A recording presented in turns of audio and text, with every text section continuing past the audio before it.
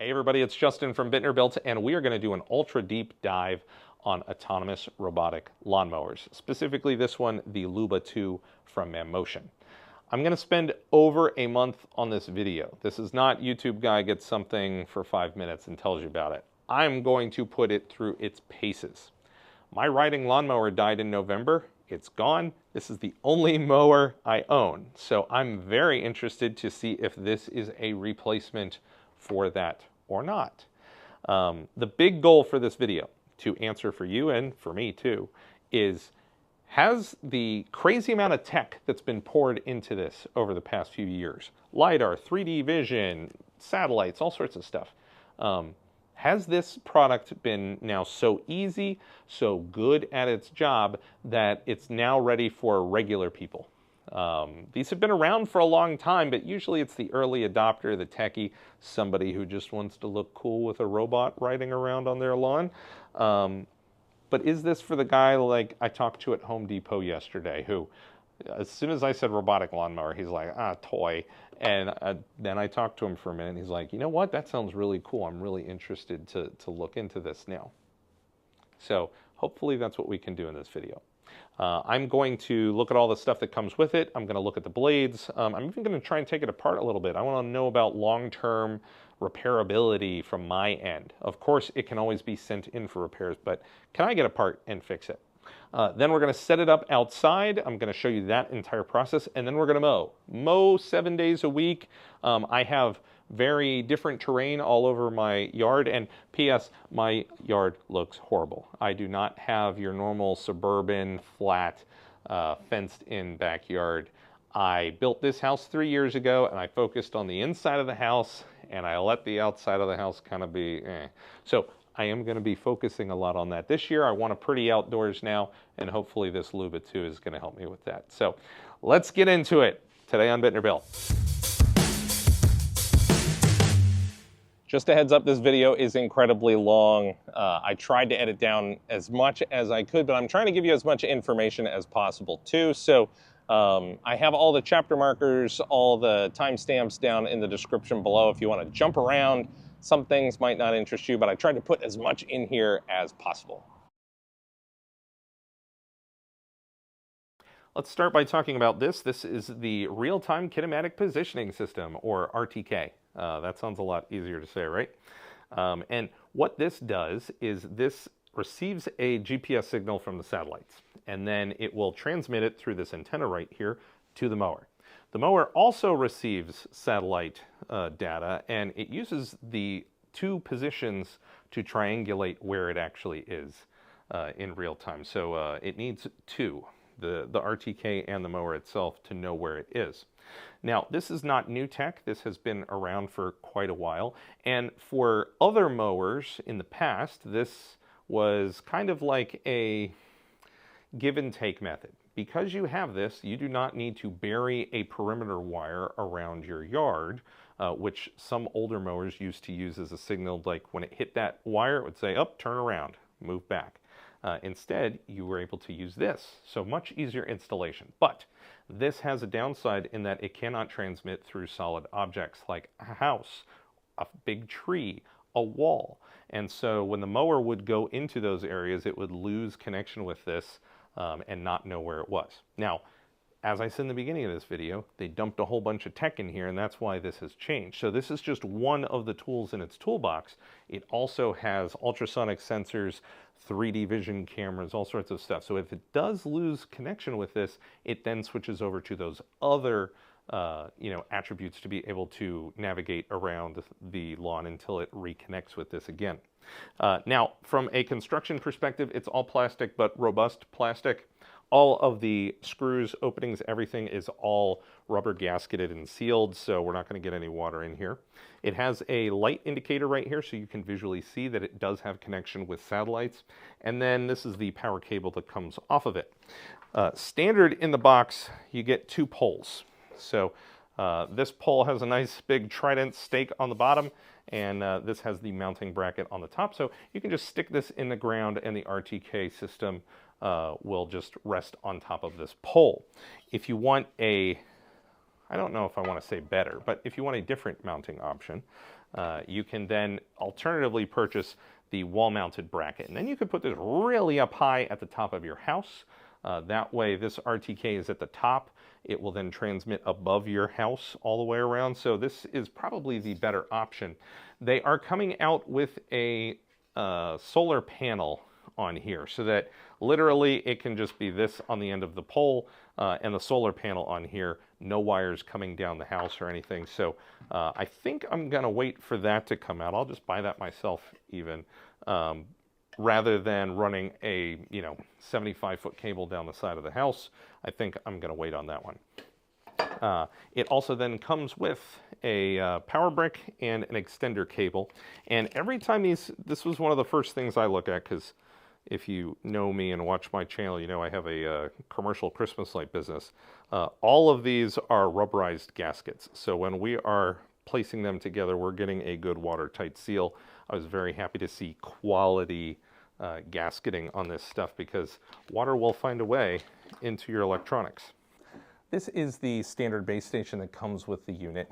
It's kind of just plasticky, but that's okay because it really serves no purpose whatsoever other than these two things here. So the black glass is for an IR sensor. That way the robot has an IR sensor in the back and it will turn around and then they can line up and it will back up into position. As much as you would see like a robotic vacuum cleaner inside your house. Same type of action.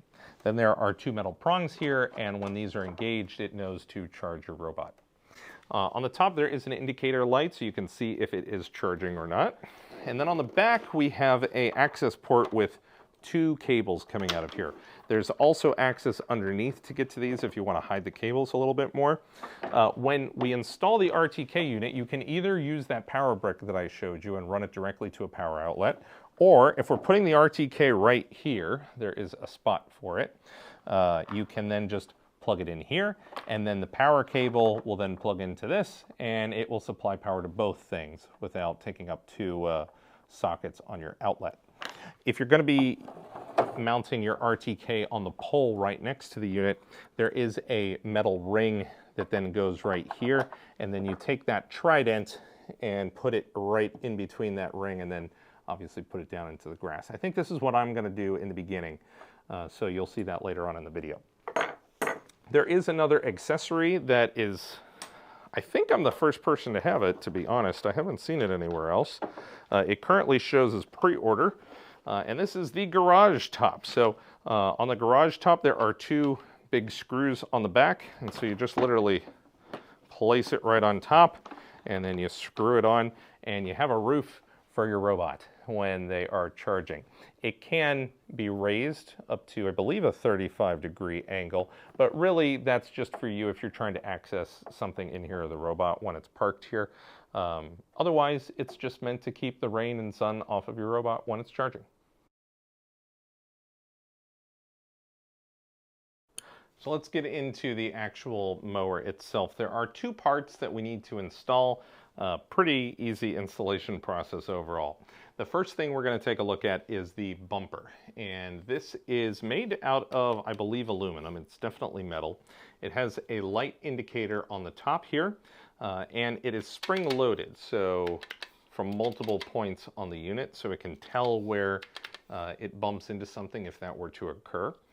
On the underside, you have the connecting mechanism with two large buttons. So there's a button on each side that we pinch in order to be able to insert it into the unit. There is a wire hanging out of the front, and it is a connection that only has one way that it can connect in. And so the little clip on the top, we do it that way. And then I'm going to pinch both of these buttons before inserting it into the front. I'm going to push, and it snaps into place. If I ever want to take it out, I can just reach in here, depress both of these, and disconnect it. So good to know on that one. Pretty easy. Cool. The next thing that I have to install is the 3D vision system, and this is looking like cast aluminum in here. You can tell that it's nicely gasketed here so that we're not going to get any water penetration. And if you look really closely, if I can see the light through here, you'll see all these little lines, right?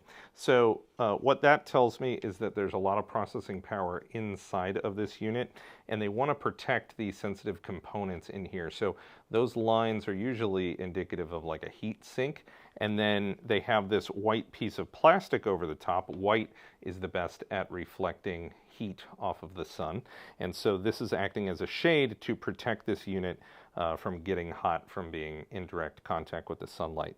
What we need to do is remove this cover and then install this vision system. All right, we have the cover off.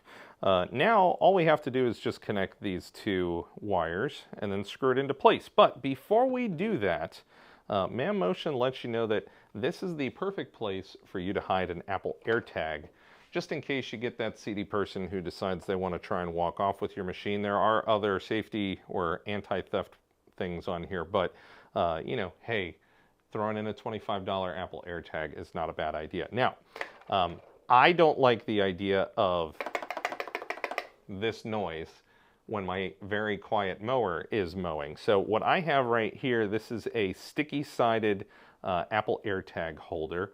I'll put a link to them. They're only a couple bucks on Amazon. And so you just kind of stick your AirTag in here, and then I'm going to stick it down here, and it's never going to move again. So now it's in place there, and it's not going to create any additional noise, which I don't want that to skew any of my thoughts or reviews of this unit, so pretty good idea. White to white, black to black.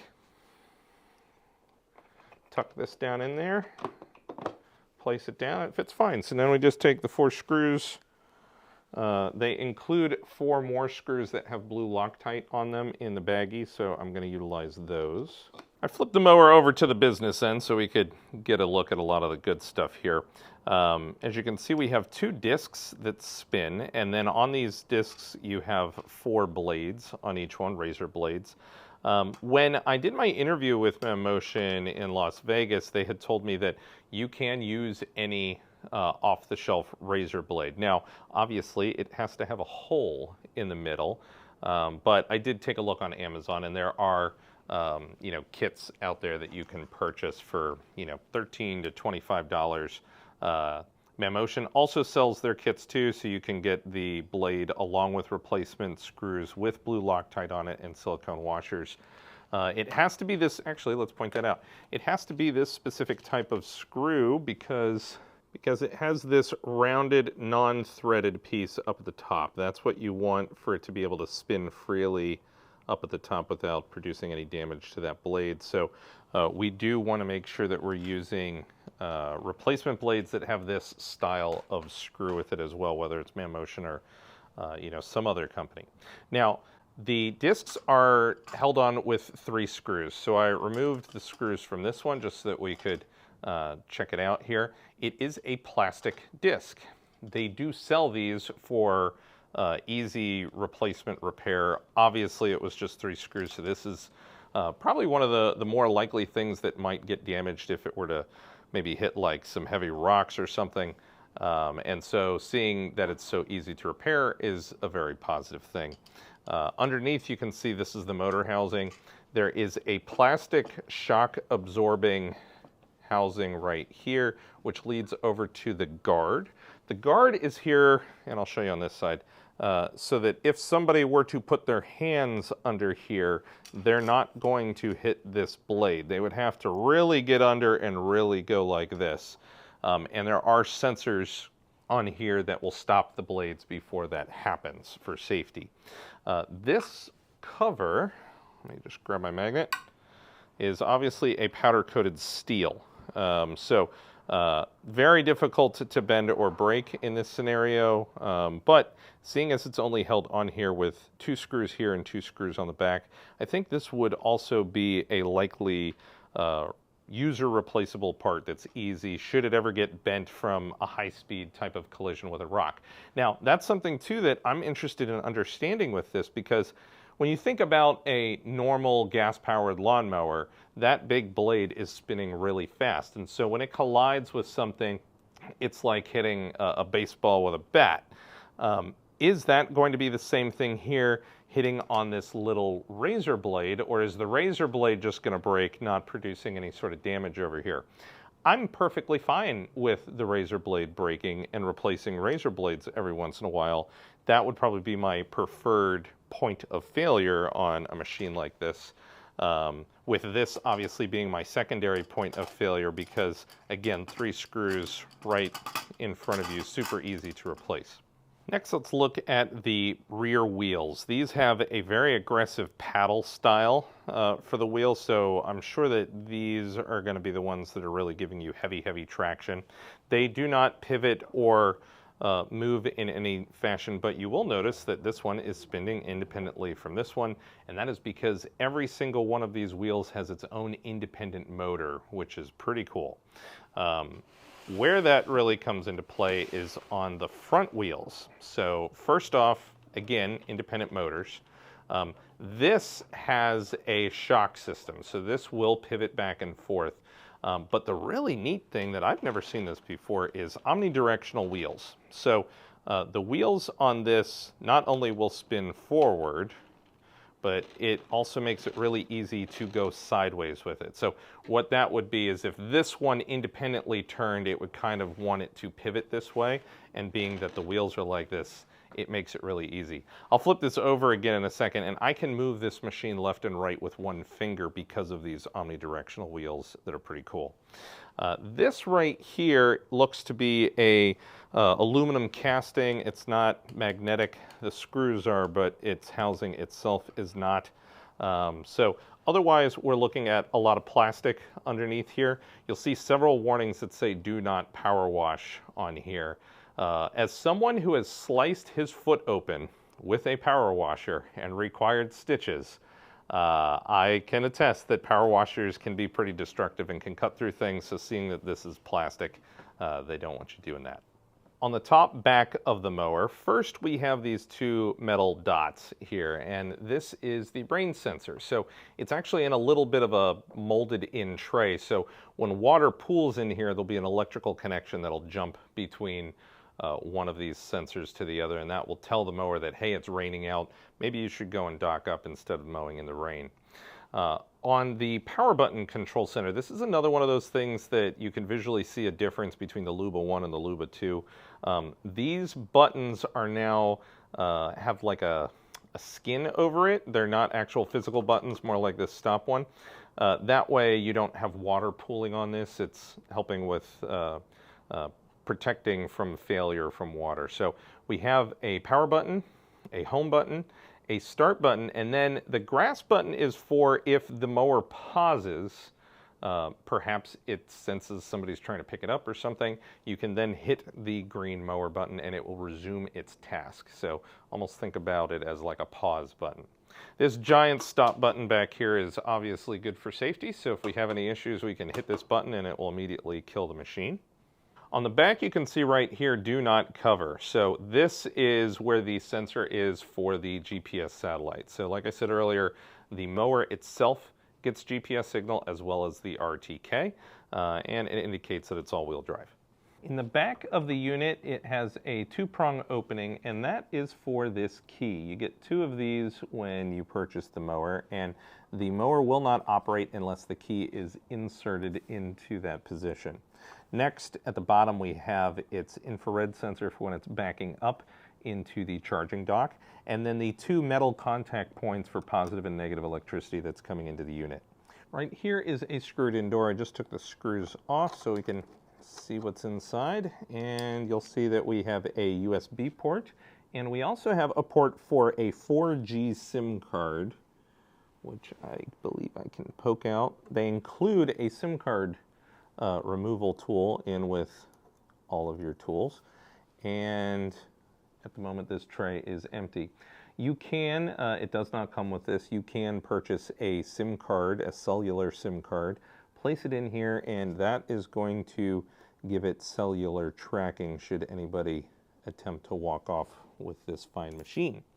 I think I'm okay. I don't think I'm gonna go for that one, but it's there if you need it. Let's install the base station now. For me, finding a suitable location for this was actually kind of difficult. You need a flat, level surface. You need to understand that whatever you put this on top of, it's going to kill the grass underneath it. So if you can put it in a mulch bed, that seems to make a lot of sense too, where it can transition off of it. It needs to be near electricity because you have to plug it in. So at my house, I only have an outlet at the front and the back. And the front, there really wasn't a suitable place. So this was really the only place that I could find for that. And then we're going to install the RTK pole as well, and that needs to be away from the house if possible. So again, the mulch bed seemed like the better idea. I'll at least be 6 feet off of the side of the house here. No big trees obstructing it. It'll be able to see sky pretty well. The unit itself also needs to be able to see sky because the mower itself has a GPS receiver in it. So yeah, location could be a little bit tough. You need to think about that quite a bit before. I actually might even, in the long term, probably make a custom mulch space just for this. But for today, we're going to put it in this mulch bed. Using the included plastic screws with Allen key to screw this into the ground. We'll see how easy this is. Obviously, if you hit a rock, you're going to have to deal with that. But otherwise, this was pretty straightforward and easy. For mounting the RTK, what we do first is we fish the wire down the pole to this opening so that it comes out to the outside of the pole. And then as we start to pull the RTK close to it, you'll notice that there is a valley in this pole. You need to rotate the RTK until they fit together like that. It should stay on even without you screwing it. But of course, we're going to move this big screw nut up to secure it firmly. Then I'm looking for the light indicator. I want this to face out. That way I'll be able to easily see it. I'm taking my Trident spike and putting it in the middle of the hole and stepping on it. There we go. So we're all in there. There are these gray clips that I'm now going to use on the RTK pole to secure the wires. All right, in the back of the unit, one has 3 prongs and one has 2 prongs, so that makes it easy to know which to connect it to. Go ahead and just connect the RTK and the power cable to the appropriate attachment. And then I'm going to put the connections inside this housing just for an added level of, waterproofness. I'm going to go ahead and put these inside the housing just to keep them outside of the elements. Let's get the Luba set up on the app so that we can put it outside. We're going to hold the power button. So then inside the Mamotion app, what I'm going to do is add a robot. And I'm going to select the Luba 2. And then it's going to say start to add. And it's searching Bluetooth right now. That's why we had to turn on the mower first. It sees my Luba 2 right there.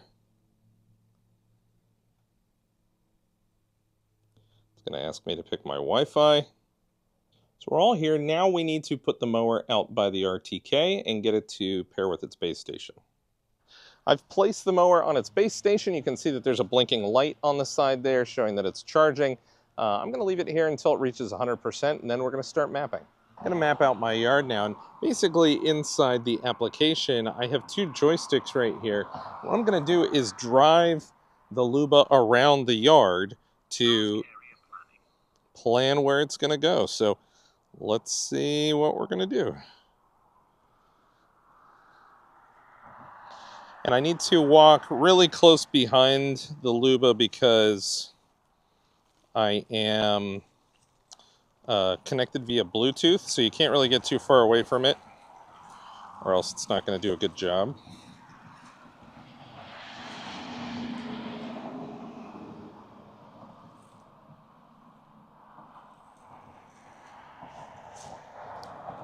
And it's going super slow for me on purpose because we're trying to make sure we map it out precisely and correctly.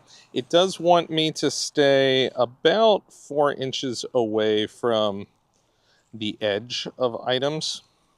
I'm sure I'm not going to do a phenomenal job this first time, and it's something that you can easily remap in the future. But now I'm basically going to just walk around the yard with this and set up zone 1. In doing this mapping, I have some areas that are completely bare with no grass, and then I have some areas that are super thick. You know, I decided to try this out without doing any weed whacking or any other type of mowing. You can see right now the grass is so high, it's having a hard time keeping traction. So the wheels will spin out and then it'll go into something. So I would say probably what you should do is first do a good maintenance run first, weed whack down the heavy stuff. I'm gonna bet that's what I'm gonna have to do tomorrow. As you can see, this really tall grass, what's happening is it's depressing the bumper in the front as I try to go through it. And you hear that beeping noise? It's still pretty tough though.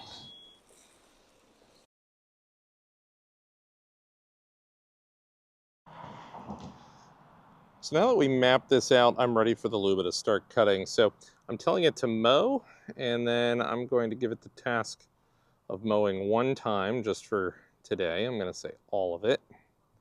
That whole area map that we just did, save. And then I'm going to go to the cut height. I'm sorry, path configurator.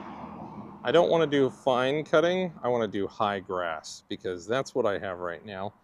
It's going to take quite a bit for it to do that. So it's going to take 434 minutes to do this cut. It tells you right down at the bottom. Let's go ahead and hit start. Everything on its self-check looks good.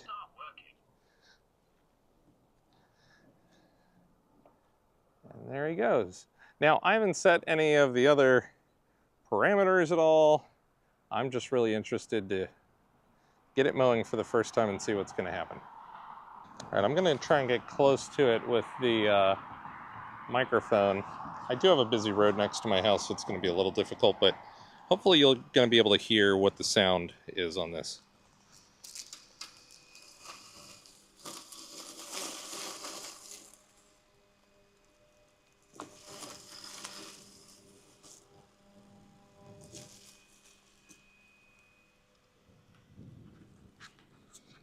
If I had to describe that sound, it would be a toy handheld fan that you would be running, you know, if you're at a sports game or something to keep yourself cool, one of those little battery operated things.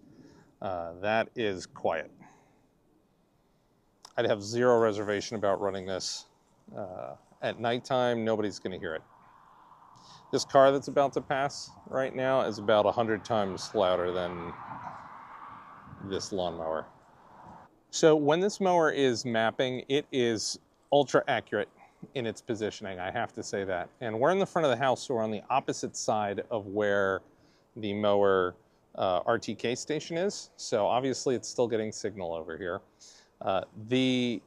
Any little issue that I had when I mapped is occurring again right now. The big question for that is, will it fall into this drainage ditch that I have in the front of my house? When I was doing the mapping, it fell twice, and that was because I was trying to get it really close. I could never use my riding lawnmower and get down here, so it's kind of exciting for me to be able to use the mower, the Luba to get down there, but at the same token, I don't want it to fall and break itself. So I'm going to stand here right now to make sure that doesn't happen. And I will hit the stop button if it looks like it's going to. I'm not going to try and grab it because obviously that would be stupid. I could injure myself in that case. So it stopped working. So what I'm going to do now is pick it up. Continue working. Hit the Luba suspended in air. Okay. See, look, now it's trying to go back to where it was mowing. Again, this is going to be something for the mapping process. That's going to fall again. It is sure trying its hardest to make sure it gets this spot. Now it's going to fall. Whee! You know, I've decided, because we went into the ditch in the front so many times, went into the ditch in the back too many times, I'm going to stop it now. We're going to put it back on the charger. It's getting dark out. I will come back out here in the morning. First, I'm going to edge just to get rid of some of the super tall grass, because I want to be able to map it exactly where I want it to be. And the really, really tall grass is inhibiting it being able to properly map that. So I'm going to edge first, and then we're going to map again. And I'm maybe going to come a little bit off of the trench to start with for this first time. I want to have a really good safe map and run it for a few days. And then as I become more accustomed to what it can do, where its limitations are and whatnot, then I might remap again to accommodate some other stuff. So let's go set this up for the night, and then, oh wait, there's a little home button, isn't there?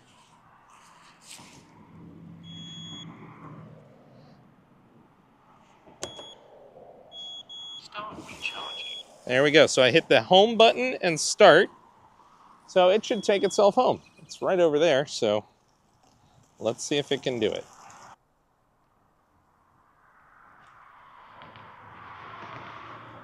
This is my first time watching it go home, so it spins around right in front of its dock, and then it backs up.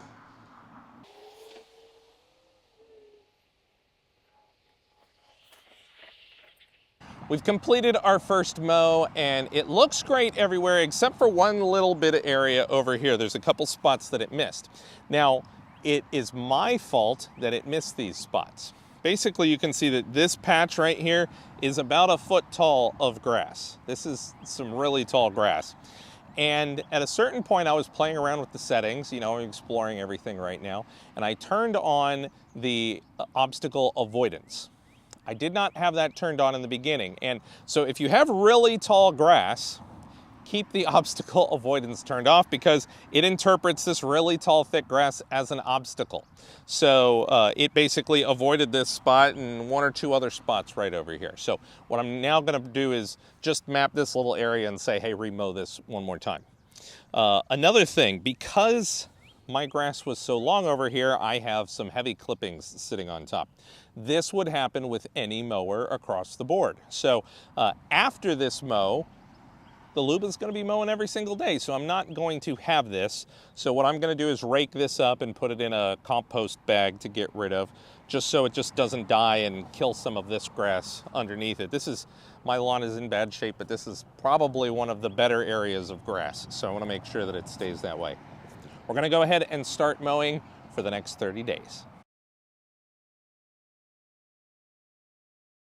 All right, so this is only the second time that this has happened. It's been raining for the past 3 days, so the grass is wet.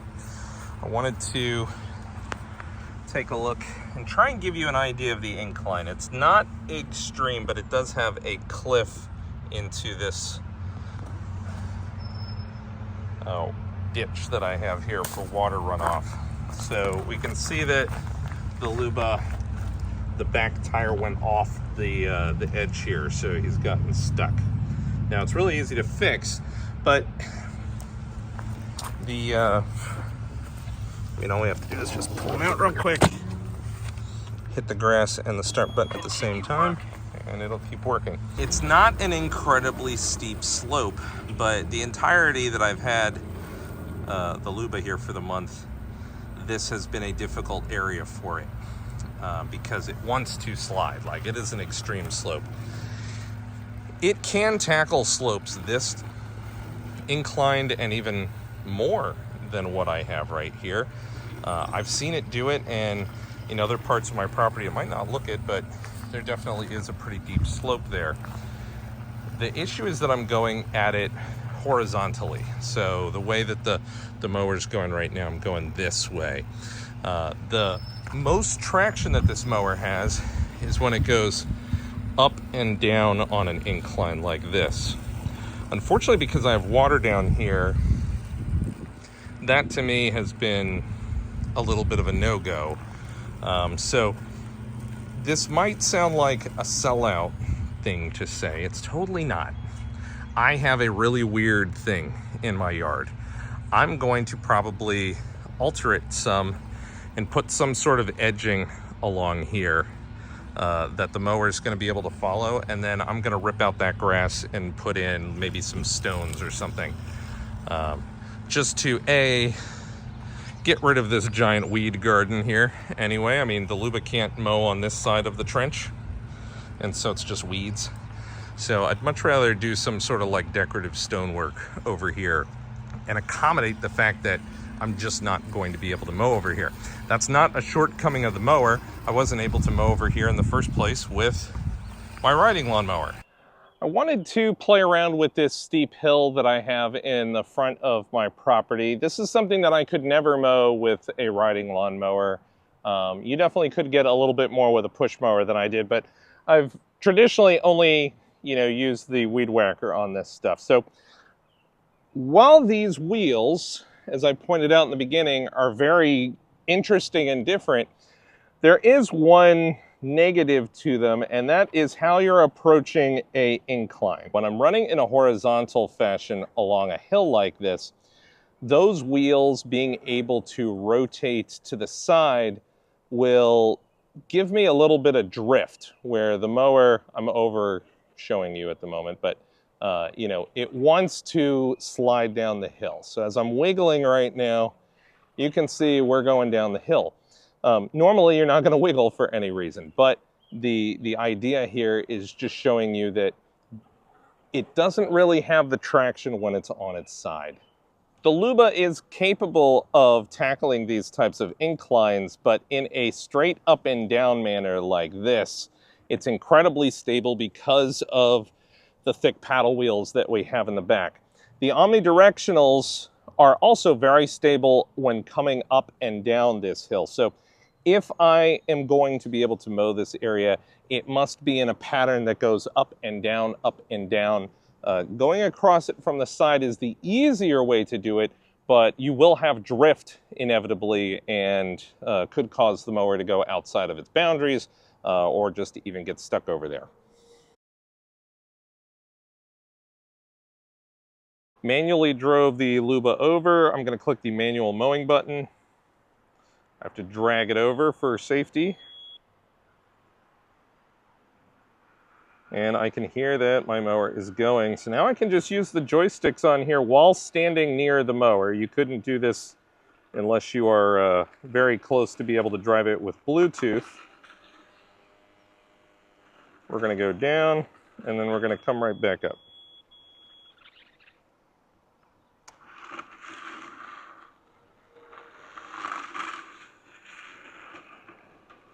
There we go.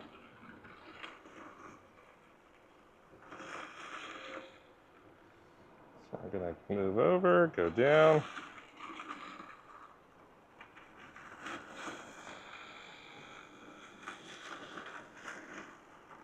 This is a really steep incline as well. In a very short amount of time, we're probably dropping 3 feet right here.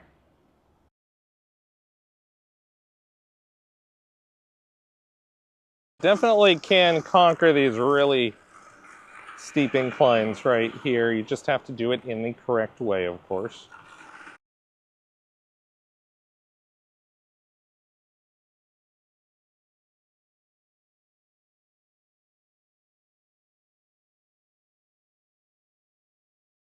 All right, we didn't get stuck at all. This is a incline that I would say probably exceeds the 45 degree that is listed with Luba. But again, I have run it through here and it has gotten stuck plenty of times. So there is that. If you're approaching it the right way, the wheels work the right way, it's effective. That's the manual mode.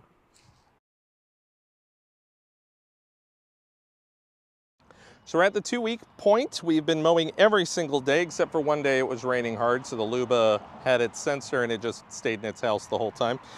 My Luba 2 is definitely dirty right now, but I attribute that to the poor condition of my lawn. Of course, I have like bare spots with dirt, so it's obviously getting quite dirty when it mows. So interested to see at the end of the month how dirty it is, if the vision is covered over that I need to clean it, things like that, just so you understand too. My biggest takeaway right now, Mamotion, you need to push out in your marketing that I'm achieving a better result than I could ever get from a landscaper. And that's because it always is mowing.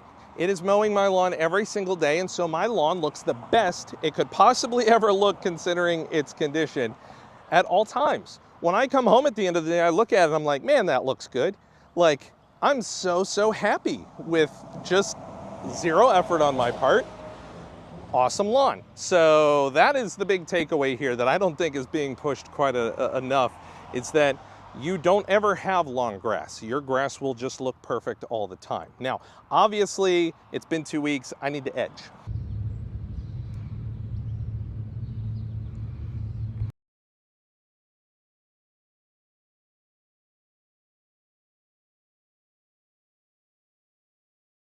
The software to run the Luba inside your phone is incredibly simple. Up at the top, you can see all of your different Wi-Fi, Bluetooth, mobile network, battery positioning status. And if you click it, you can go to those detail pages. You have a settings gear up in the top right, which will bring you over to both the application and the mower's generalized settings. And you can have more than one mower here. So we have Sir Luba 2 of the Meadow, which is what we named ours. But you can add additional robots, particularly, let's say, if a fenced-in yard, you have more than one robot inside the fence and outside the fence. Now, down at the bottom, you can see that I have a task, and it says that that task is for areas 1, 2, and 3. So if I click on that, that will show you what I'm typically running now. So now that my full month with the machine is over, I am now deciding I'm going to run it every other day. That way it stays perfect, but I'm not adding undue wear and tear to the machine, wasting electricity and whatnot. So every other day it's going to be mowing my lawn. I have it starting at 4:18 in the morning. That way I don't run into any issues on my map. As you can see, I have a little island right here, and that's next to the road, and so I don't really want any cars near it when I'm mowing there. So I figure start it early in the morning. We can set our cutting height. We can set how fast the mower works, what mode of pattern we want it to use. We can use all sorts of advanced settings with these that are pretty fun.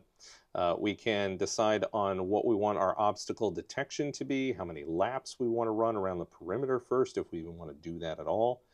We can set angles. We can even have it start at a particular part in the process. So we could have it start, later on in what its planned mapped route will be. And of course, you don't have to mow everything. You can just pick specific areas that you want on specific days to be mowed. There's a lot of really easy functionality to this. If we hit preview on this, it's going to actually show us the exact lines of where everything is going to be when we do this mowing job. So if we see any sort of issues with this, this is a way for us to be able to anticipate maybe like an area where you need to go in a particular direction in order to not get stuck. So it's good to be able to look at that. You can set tons of different scheduled items. Under the service tab, you have an option to be able to contact customer support, check out Mamotion's store in case you need some small replacement parts, look at all the different manuals and things. Most of these are links that go to their website, just as a heads up on that. Over in the Me section, it just gives a lot of information about your own account and your specific mower. The idea here is that it's not overly complicated. Anybody is going to be able to utilize this application. I want to play around a little bit with the vision and the obstacle avoidance because I have a interesting setup right here. This is a fire pit, but it's on 2 pavers, and I want to make sure that I still cut this grass at the edge of the paver, but I don't want it running into this fire pit and denting it or moving it around or whatever. The same could be said for trees and other landscape obstacles that are in the middle of your yard. So what I'm going to do is I'm going to experiment with all the different levels of vision first, so visual obstacle avoidance, and then I'll experiment with implementing a no-go zone, and we'll see the difference in how the mower reacts to this item all the way through. I'm going to go direct touch.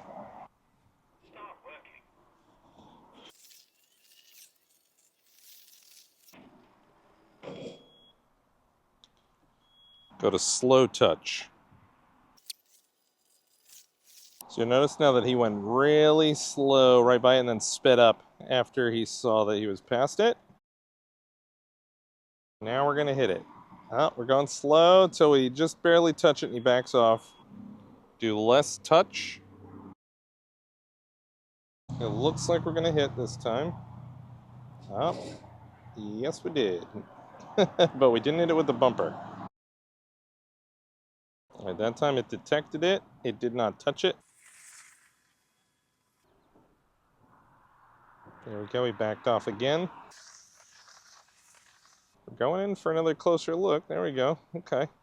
My big question here was it kept backing off, so is it actually going to mow the grass on the paver edge or not? And it does look like he's getting it all. No touch.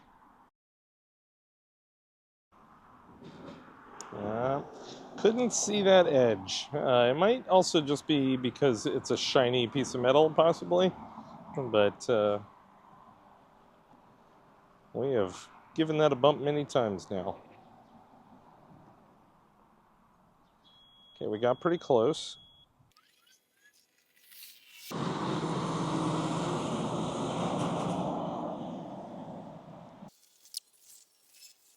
On the no touch, it's not going to go here at all, so then I would be required to edge that, which I don't want to do. Let's now map in a no-go zone. So we're going to map, we're going to create a no-go zone. Okay, I'm going to get it as close as I can. No-go zone planning. And I'm going to take my time. This time on our mowing, we're going to do direct touch because it shouldn't be touching it at all. You can see now on the screen we have a no-go yellow zone there. And we hit it.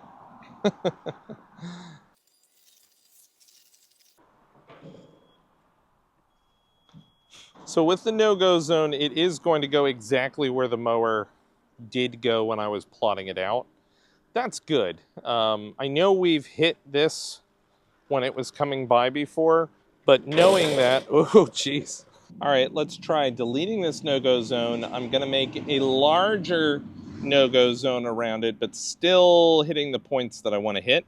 Maybe, user error on this one. Trying to give myself 2 to 3 inches on this no-go zone this time instead of being right up against the metal of the fire pit.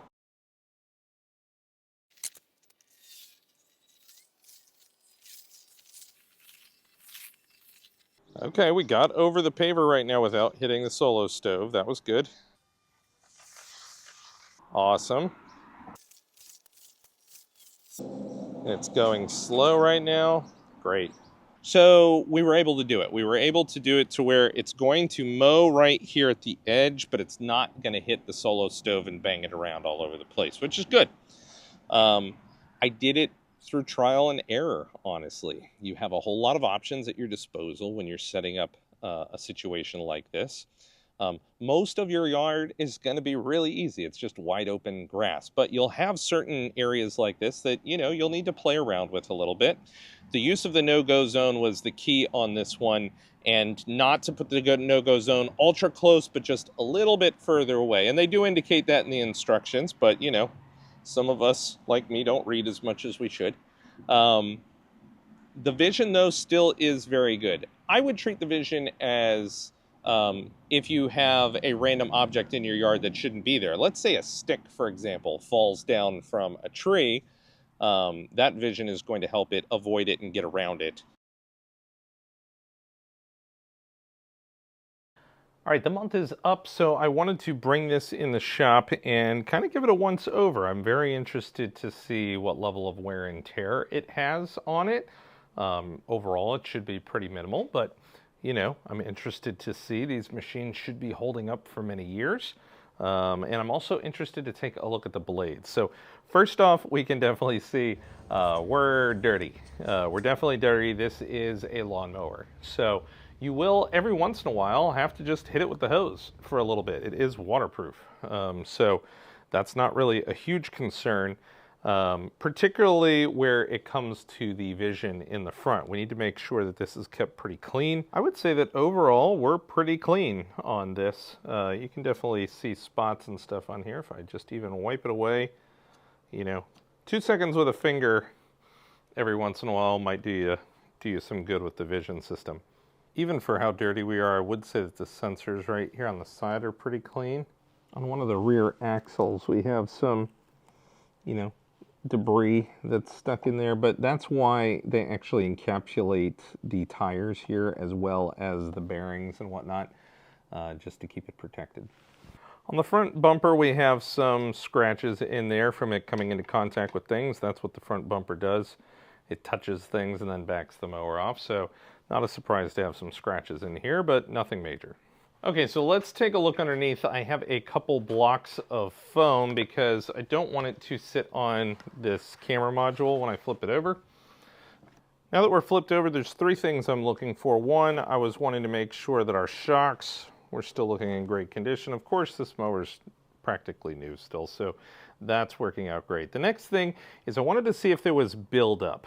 I know in the Luba 1, this guard was bigger, and some people would complain about buildup. They've shrunk it for the Luba 2, and I have not seen clumps in my yard whatsoever.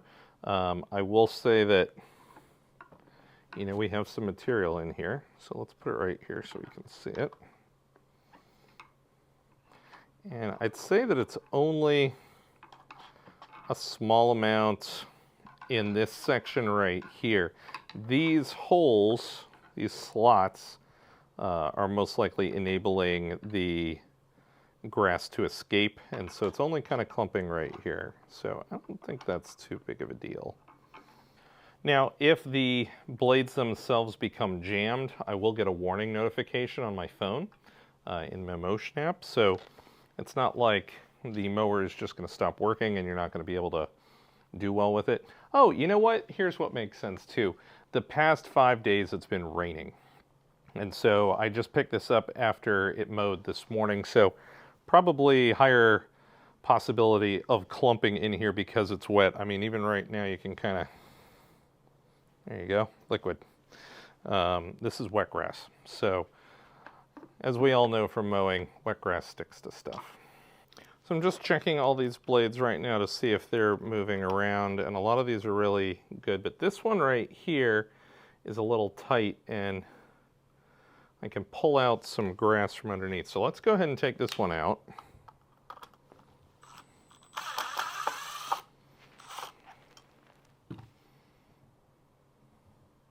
And underneath you can see, yeah, we got some grass wrapped around, caught underneath on there.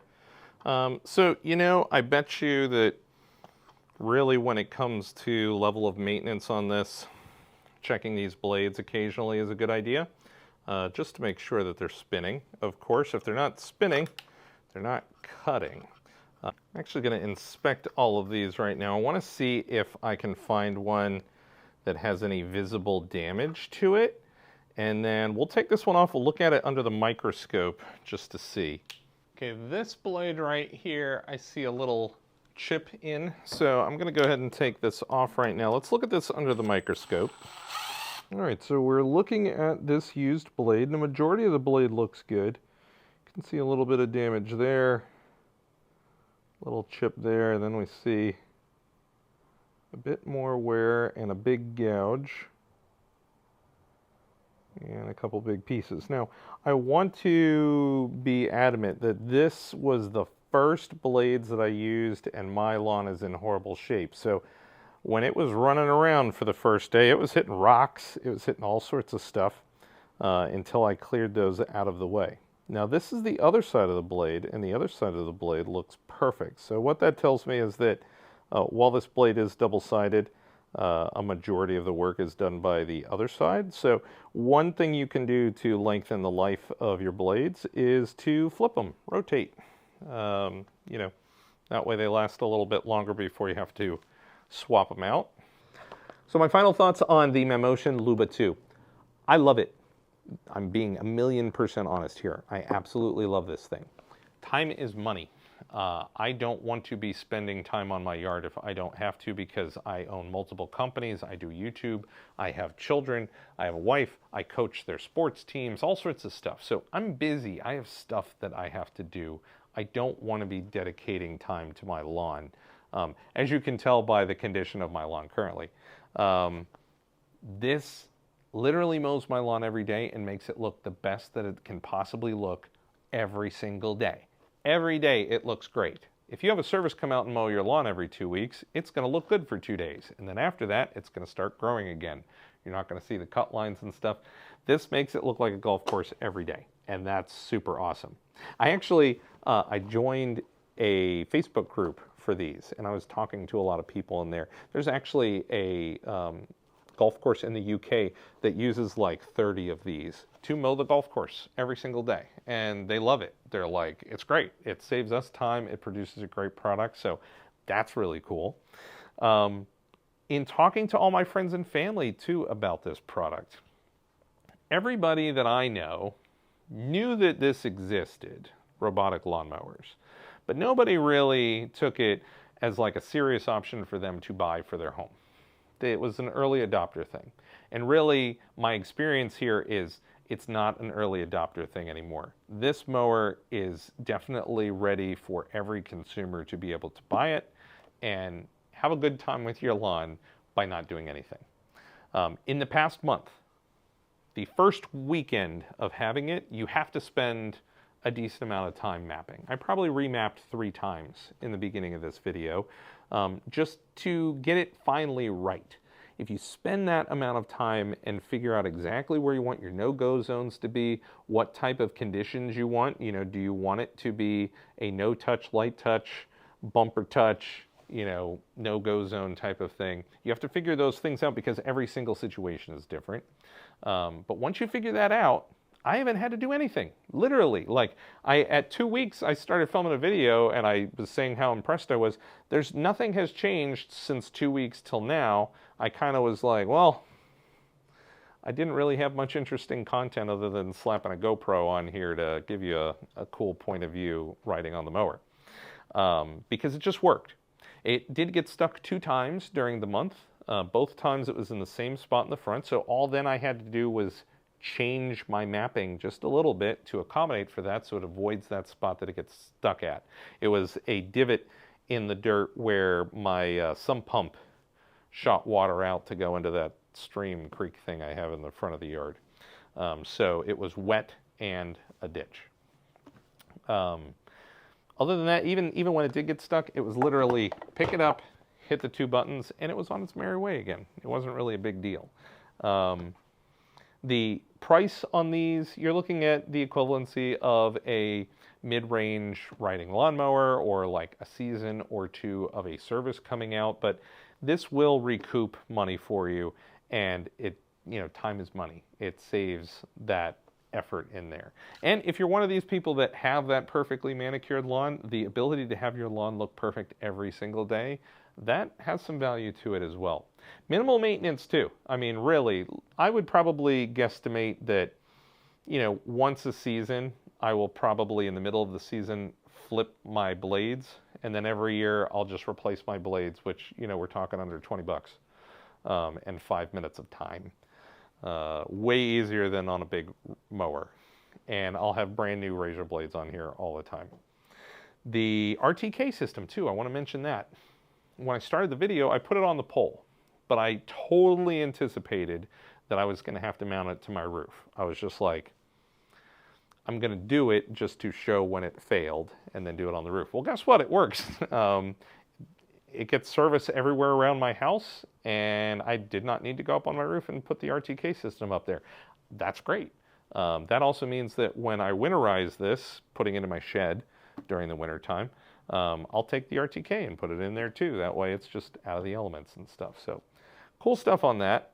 I'm going to do another video in 8 months. So at the end of the growing season, at the end of the mowing season, I'm going to do another video, not because I have to. I didn't tell Mamotion I was going to do this or anything, but I want to. If you're interested in this, I want to give you my feedback at the end of a whole season with it.